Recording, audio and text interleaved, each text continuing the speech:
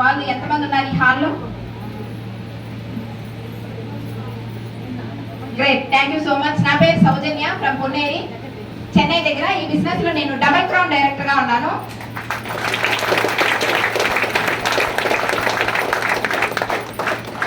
ఈ బిజినెస్ కి రాకముందు హౌస్ వైఫే, 15 years హౌస్ వైఫ్ గానే ఉన్నాను. ఇప్పుడు హౌస్ వైఫే. బిజినెస్ ఉమెన్ గా మారినా కూడా మనం ఎవరో హౌస్ వైఫ్సే.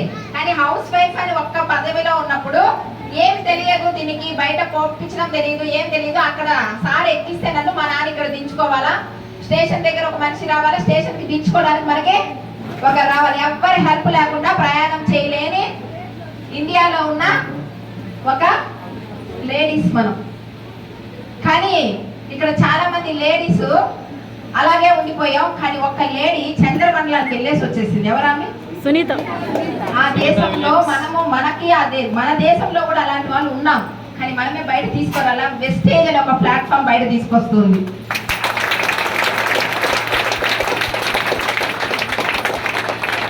నేను 15 సంవత్సరాల హౌస్ వైఫ్, ఎక్కడికి బయట పోయిన అనుభవం లేదు, ఏ బిజినెస్ లోనూ నాకు అనుభవం లేదు, ఎటువంటి జాబ్ ఎక్స్పీరియన్స్ లేదు.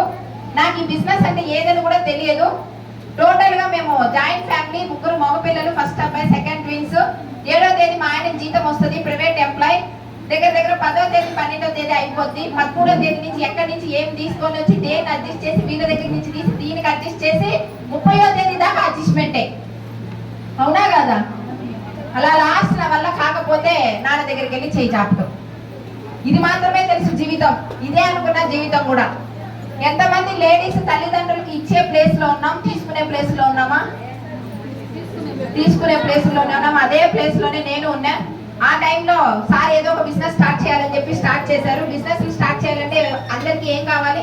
ఫ్రీగా బిజినెస్ స్టార్ట్ చేసేస్తామా? పెట్టుబడులు కావాలా? పెట్టుబడులు పెట్టి చాలా వ్యాపారాలు చేసుకోవాలని చెప్పి వ్యాపారం స్టార్ట్ చేశారు. వ్యాపారాలు అయితే ఏది మాకు ముందుకు రాలా. ఎందుకంటే అనుభవం లేదు, ఎవరు ఒక సపోర్ట్ అంటే తెలిసిన పర్సన్ ఎవరు మనతో ఉండరు. అప్పుడు వ్యాపారంలో గెలవగలుగుతామా? ఆ విషయం ఎప్పుడు తెలిసిందంటే కాలిపోయిన తర్వాత అర్థమైంది. ఆ తర్వాత అవి ఎవరు అరుస్తారు? మనమే ఆర్చుకోవాలి. కాలిపోయిన తర్వాత ఉండి గమ్మున నీళ్లు తాగొచ్చు కదా, ఎందుకు పరిగెత్తి పాలు తాగారు, గమ్మున ఉన్న ప్లేస్ లో ఉండకుండా ఎందుకు మీకు ఇవన్నీ అన్న మాటలు. ప్లస్ మామూలుగా మంచిగా నగలు ఎగలి వేసుకొని వెళ్ళినప్పుడు ఒక ఫంక్షన్స్ లో మంచి గౌరవం ఉండేది. ఎప్పుడైతే ఆ నగలు పెట్టి నేను బిజినెస్ అంతా పాడు చేసుకొని నగలు పాడు చేసుకున్నప్పుడు మన గౌరవం మనమే తగ్గించుకొని ఎక్కడికైనా ఫంక్షన్స్కి వెళ్ళినప్పుడు ఎలా ఉంటది? ముందున్న ప్లేస్ ఇచ్చుంటారా మనకి?